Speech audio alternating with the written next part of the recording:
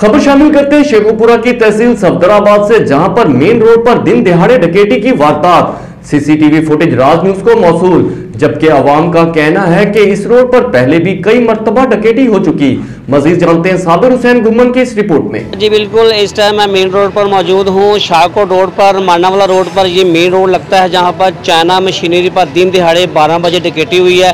Gun point पर और दुकानदार माल बनाकर 60,000 रुपया लूट कर फरार हो गए हैं। आइए शॉपकीपर से बात करते हैं। साड़ी दुकान का नाम जी, साढ़े को 3 बंदे आए ने गाहक की शक्ल च बन के आन के उन्होंने कहा जी सानू टायर दो जी, उस तो बाद हब दो जी। उस तो बाद साढ़े को नाल ही वो अंदर आ गए ने काउंटर वाले पासे आन के साढ़े को गन पॉइंट से उन्होंने सानू इत्थे कुर्सी ते बैठे सी, सानू उन्होंने कहा थले लेट जाओ।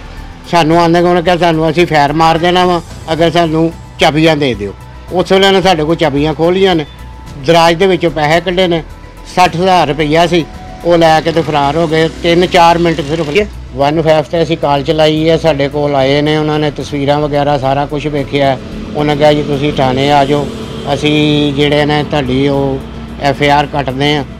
ਉਸ ਤੋਂ ਬਾਅਦ ਸਾਨੂੰ ਉੱਥੇ ਚਲੇ ਗਏ। ਇੱਥੇ 1.5 ਘੰਟਾ 2 ਘੰਟੇ ਉਹਨਾਂ ਸਾਰਿਆਂ ਨੇ ਤਸਵੀਰਾਂ ਜਿਹੜੀਆਂ ਨੇ ਸਾਰੀਆਂ ਨੇ ਲਈਆਂ ਨੇ ਚੋਰਾਂ ਦੀਆਂ। अलकुवैत हार्डवेयर स्टोर है मेरी दुकान। मेरे खुद 15 दिन पहले रात दुकान के ताले तोड़ के ते चोरी की गई है। ਉਹਦੀ ਵੀ मैं FIR दर्ज कराई है, कोई कुछ नहीं होया। ਇਹ दिन दिहाड़े साढ़े भाई ने असलम साहब इन्हों की दुकान से वारदात हो गई है। ये देखो इस तो पहले भी होंगी है, कोई कुछ नहीं किया जा रहा सके। दिन दिनाते फिर रहे ने चोर, कोई इन्हों काबू करने वाला नहीं है। इस तरह किस तरह कारोबार किया जा सकता है? अगर यदा मतलब कि दुकाना खोलीए तो कमा के इन्हों दे दिता जाए, इन्हों कोई पूछने वाला नहीं, दसन वाला नहीं गा। मेहरबानी करके सख्ती की जाए, इन्हों कंट्रोल किया जाए। जो कोई फड़िया जाता है तो उन्होंने पूरी सजा दी जाए। अपील करने वजीर आला पंजाब के अगे कि इन्हों के दिन ब दिन सख्ती की जाए, कोई इन्होंने नरमी ना बीती जाए।